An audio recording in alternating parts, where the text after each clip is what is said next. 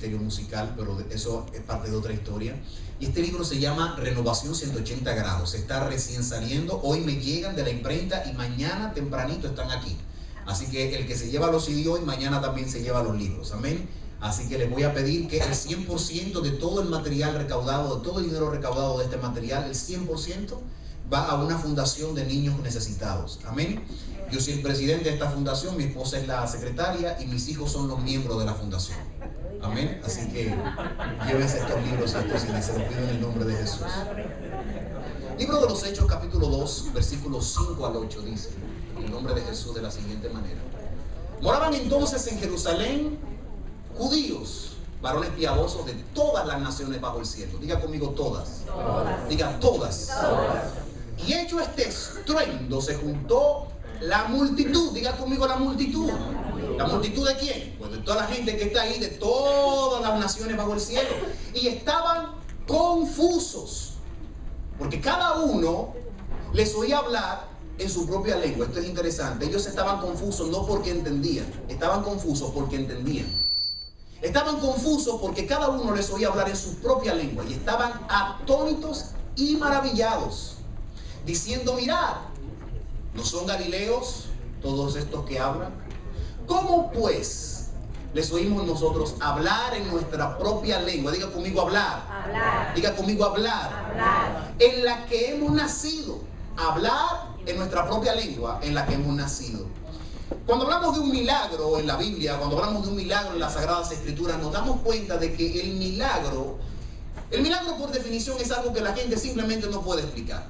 Un milagro es una situación, es un fenómeno, es una acción que no puede explicarse a partir de los principios naturales y que por lo tanto es imputado a la participación de una entidad divina, de algo sobrenatural. Cuando hablamos de un milagro es algo que las leyes de la física simplemente no pueden explicar. Cuando hablamos de Jesucristo, por ejemplo, levitando, subiendo al cielo porque el Padre le ha venido a buscar y diciéndole a sus discípulos el mandamiento de la gran comisión, es un milagro porque por las leyes de la física todo lo que sube tiene que bajar, pero Jesucristo sube y no baja hasta que no es el día indicado por el Padre.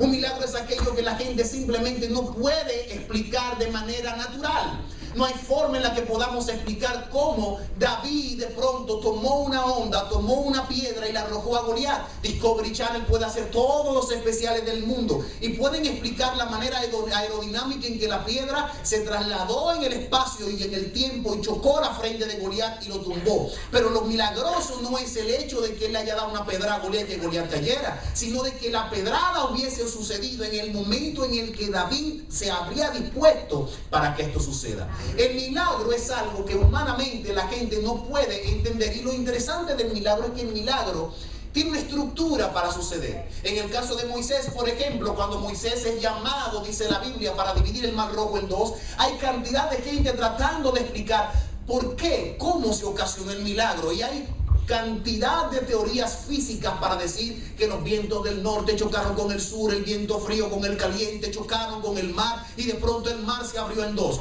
Maravilloso, te compro la idea, pero que suceda cuando Dios me dijo, toma la vara, levántala sobre el mar y divídelo, eso es un milagro. Párate tú, vete al mar rojo y coge una vara para ver si se abre. No va a suceder, los vientos no van a venir, el viento no va a soplar. Lo que la ciencia hace es explicar la manera en la que Dios produjo el milagro, pero no el por qué Dios produce el milagro. El milagro viene de adentro de Dios para causar en el incrédulo que crea, para causar en el ateo que tenga que caer rendido y postrado ante la presencia de un Dios todopoderoso que es el que produce los milagros. ¿Alguien está aquí todavía? Cuando Moisés entonces recibe la orden de Dios, le dice el Señor, dice la Biblia que Dios le habló a Moisés y le dijo, ¿por qué clamas a mí? En un momento en el que Moisés se puso bien espiritual. Dios había llamado a Moisés para que liberara al pueblo de Egipto, ya lo liberó, ya salió, ya está todo bien, ya está claro, no te habló en la zarza, te dijo tráelos aquí cuando lo liberes. Pero cuando se puso fea la cosa, dice la Biblia que Moisés tenía a los egipcios detrás y tenía enfrente el mar rojo y se puso a orar. Y fue el momento en el que Dios le dijo, ¿por qué clamas a mí? Diles a los hijos de Israel que marchen. Dios le dice a Moisés, di una palabra que salga de tu boca para que el milagro se haga. ¡Aleluya! Dile a los hijos de Israel que marchen y tú haz algo ahora. Porque un milagro no se produce solamente porque usted lo diga ya. El hecho de decirlo es el primer paso, pero usted tiene que hacer algo. Los hijos de Israel, diles que marchen, pero tú alza tu vara, extiéndela sobre el mar y divídelo. Y ya todos sabemos lo que pasó a partir de ahí, que el mar se abrió en dos y el pueblo de Dios cruzó en seco y llegó hasta el desierto donde pasaron tantas cosas, 40 años, pero finalmente Dios le llevó a la tierra prometida. Y todavía la promesa del Señor está corriendo, porque los hijos de Abraham, el Israel espiritual que todavía está esperando al Señor, estamos esperando mansiones. Amén. Aleluya. No preparadas por mano de hombres, sino una mansión celestial cuyo arquitecto es Dios. Vamos a dar un aplauso bien fuerte al Rey de Reyes. El milagro tiene una estructura entonces. Y quiero detenerme en este momento para hablarles de la estructura de un milagro. ¿Cómo funciona un milagro? De acuerdo a lo que acabamos de ver, por ejemplo, en el caso de Moisés, a los que podemos ver en la vida de Jesús cuando hizo milagros a la gente en los sitios donde estuvo. Pero no solamente eso, sino, por ejemplo, en el caso de la misma creación. Lo primero es que Dios identifica una necesidad. Diga conmigo la necesidad. Cuando Dios identifica una necesidad de que un milagro tenga que acontecer, entonces Dios se activa inmediatamente. Y lo que viene a continuación es que a partir de esa necesidad que Dios ve, hay una necesidad. La necesidad existe. Dios ve esa necesidad. Él sabe que la necesidad está ahí. Entonces Dios da una palabra. Dios ordena sobre esa necesidad. Y lo que viene a continuación es que cuando Dios ordena, entonces el milagro sucede. Cuando el milagro sucede, entonces Dios contempla el milagro y se siente complacido en el milagro. En la creación del universo, por ejemplo, encontramos el milagro quizá más grande de toda la historia de la humanidad, solo por el hecho de que a partir de allí es donde todas las cosas vienen a suceder. Hay una forma en donde se cumple la misma estructura.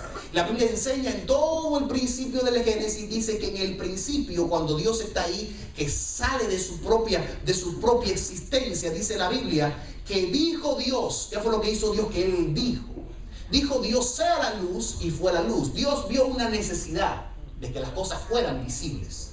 Y cuando Él ve la necesidad, entonces Él pronuncia la palabra. Y cuando Él dice ahora las cosas sean visibles, ahora que sea la luz, ¿qué pasó? Que entonces la luz fue ordenado por Dios y la luz vino ¿a qué? A ser. Así que esta es la forma en la que sucede. Hay una necesidad de que las cosas estén visibles.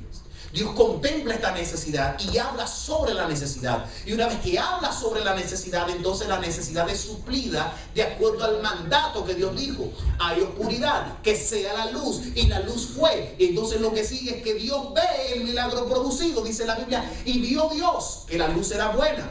Y entonces, ¿qué hace Dios? Separa la luz de las tinieblas. Esta es la forma en la que sucede un milagro en la creación. Pero si vamos al ministerio de Jesús, es exactamente lo mismo. Jesús está caminando por las calles y de pronto viene un ciego y le dice: Maestro, hijo de David, ten misericordia de mí. Hay que una necesidad. ¿Qué hace Jesús? La ve. ¿Qué dice entonces Jesús? ¿Qué tú quieres que yo haga? Bueno, yo quiero recibir la vista. ¿Tú crees? Sí, yo creo. Bueno, pues recibe la vista. Y en ese momento, ¿qué pasa? Que cuando Jesús habla sobre la necesidad de ¿qué? De visión de parte del ciego que está interrumpiendo a Jesús en su enseñanza o en su peregrinación en el camino, ¿qué sucede con la vista que no estaba? Que ahora la vista está porque Jesús lo dijo. En ese momento entonces, cuando Jesús lo ve, él ve que está bien y le dice: vete donde el sacerdote y presenta tu ofrenda. Esta es la manera en la que el Señor presenta en la Biblia que un milagro sucede. De manera que siempre se dan ustedes cuenta que Dios ve la necesidad, habla sobre la necesidad. El milagro acontece y Dios lo contempla.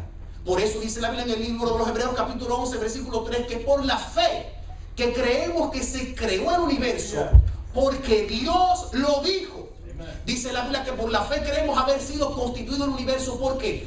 Por la palabra de Dios. ¿Para qué? Para suplir una necesidad. Para que lo que se ve ahora fue hecho de lo que no se veía. Esta es la forma en la que un milagro acontece. Y es la manera en la que Dios de alguna forma quiere llevarnos a un punto en esta mañana. Es lo mismo que le acabo de explicar, de que es lo mismo que pasa en la creación. Es lo mismo que pasa en el ministerio de Jesús. El Pentecostés, nosotros nos llamamos pentecostales. Y nos creemos que somos los que tenemos la patente del Espíritu Santo. Y de hecho, cuando vemos, por ejemplo, a cualquier gente por ahí que sale hablando en lenguas, decimos: pero no se parece a mí, pero es que no es como yo. ¿Y quién te dijo a ti que tú compraste el Espíritu Santo? Dice la Biblia que cuando Pedro regresa al concilio de los creyentes quisieron como tildar a Pedro como de que era un hipócrita o de que estaba como mal. Y dice la Biblia que Pedro lo único que hace es lo que yo habría hecho, lo que habría hecho cualquiera de nosotros. Dice, bueno, yo no sé, yo lo único que sé es que yo entré donde esos gentiles y cuando de pronto comencé a hablarle, sin yo darme cuenta, la gente salieron hablando en lengua y salieron llenos del Espíritu Santo. A partir de ahí yo no sé, no me hable de otra teología, lo único que yo sé es que el Espíritu Santo descendió también sobre él. El Espíritu Santo descendió en el día de Pentecostés. ¿Pero qué es el Pentecostés? Es la fiesta del Shavuot, es la fiesta donde los judíos celebraban, ¿qué cosa? Ellos celebraban los 50 días de que habían recibido, ¿qué? Habían recibido la liberación de Egipto, 50 días después de haber pasado la Pascua. A los 50 días de haber pasado la Pascua, que me gusta como se dice en inglés porque significa Passover. Y el Passover es porque el ángel pasó por encima. Y al pasar por encima y ver la sangre en los dinteles de aquellos que eran redimidos por la sangre del Cordero que había sido inmolado por el pueblo, el ángel pasó por encima y no tuvo ninguna repercusión sobre los hijos de Israel. Pero los primogénitos de los egipcios, ¿qué pasó con ellos? Se lo llevó. Algunos dicen se lo llevó el otro. Y es interesante porque cuando sucede esto, Faraón dice la Biblia que ya no pudo más su corazón. Le dijo, váyanse de aquí, ya no lo puedo tener más aquí. Y cuando los despide Faraón, que salen de allí, a los 50 días se cumple lo que Dios le había dicho a Moisés cuando le habló en la zarza. Le dijo, yo voy a darte mis leyes para que tú se las dé al pueblo. Entonces Dios le da a los 50 días, dice la Biblia, que baja el fuego de Dios, la Shekinah del Padre. Bajó sobre el monte y al bajar sobre el monte el pueblo se metió en mí y dijo, no, yo para allá no voy. Pero allí estaba Moisés, el siervo de Dios. Y recibe entonces, en aquel momento, las tablas de la ley que redimirían al pueblo a partir de haber sido liberado del pueblo de Egipto. Es interesante la forma graciosa en la que Dios se comporta en la palabra. Porque 50 días de haber sido no inmolado un cordero de esos que están en el campo, sino haber sido inmolado el Cordero de Dios que quita el pecado no de Israel, sino del mundo. Dice la Biblia que el fuego de Dios descendió no sobre un monte, sino que descendió, dice la Biblia, que descendió sobre 120 que estaban metidos en una habitación, pero que tenían algo en común, y era que todos estaban unánimes juntos. Y en ese momento, cuando estaban en un espíritu, en una sola cosa, en un solo pensamiento, dice la Biblia que descendió el fuego de Dios. Y en esta vez no descendió el fuego para traer muerte. Es interesante como cuando Moisés recibió las dos tablas con los 10 mandamientos, dice la Biblia que Moisés bajó del monte y lo que encontró fue que abominación, encontró hechicería, encontró adulterio contra el Dios de los hebreos. Y en aquel día murieron ¿cuántas personas? Murieron 3,000 personas a mano de las espadas, en parte del juicio que Dios había traído a través de los hijos de Israel. Ahora es interesante que ese día, cuando vino el Espíritu Santo sobre los discípulos del Señor, dice la Biblia que estaban allí de todas las partes, de todos los sitios. Habían pasado 50 días de la Pascua, 50 días de que el Cordero inmolado había pasado de este mundo. Pero en ese día, cuando la muerte vino y tembló la tierra en el monte Gólgota, no encontró condenación para ninguno de los que están en Cristo Jesús. El apóstol Pablo dice que ahora no hay condenación para ninguno de los que están en Cristo Jesús. Los que no están conforme a la carne, sino conforme al Espíritu. Mucha gente se pregunta, ¿pierdo la salvación o no la pierdo? ¿Me la gano o no me la gano? Ni una cosa ni la otra, sino todo lo contrario. Porque es cierto que no hay condenación para los que están en Cristo Jesús. Pero son los que no andan conforme a la carne, sino conforme al Espíritu. Y más adelante el apóstol Pablo dice, y por si no lo sabe, andar en el Espíritu es amor, gozo, paz, paciencia, benignidad, bondad, fe, mansedumbre, templanza. Contra esas cosas es que no hay ley. Porque para el que cumple la ley no lo condena. Para el que está por encima de la ley es aquel que no se robó el semáforo. El agente no tiene, el policía no tiene ninguna autoridad sobre mí mientras yo ando en la calle libremente sin violar la ley. Porque cuando encontramos la gracia de Cristo es tan grande que lo que hay en nuestro corazón es un amor tan grande que decimos, pero ¿cómo escaparé de una salvación? Por eso Pablo decía, por lo cual estoy seguro que ni la muerte, ni la vida, ni lo alto, ni lo profundo, ni ángeles, ni principados, ni lo presente, ni lo porvenir, ni lo alto, ni lo profundo, ni ninguna cosa creada me podrá apartar del amor de Dios. ¡Aleluya! Sí, Señor. No puedo pecar. que no quiero pecar porque el amor de Dios me constriñe de una forma tan poderosa que la circuncisión del hombre que estuvo sobre mí ya no tiene ningún poder, porque es que ya yo no quiero pecar. Yo no necesito que me circuncides. Cristo circuncidó mi corazón y Él ha producido un milagro en mi vida. Y yo sé que la carne es débil, pero el Espíritu siempre está dispuesto y Él fortalece mi espíritu. Hay alguien que está aquí todavía en este día. Dale un aplauso muy fuerte al Señor. Dale un aplauso en serio. Dale un aplauso en serio a Dios.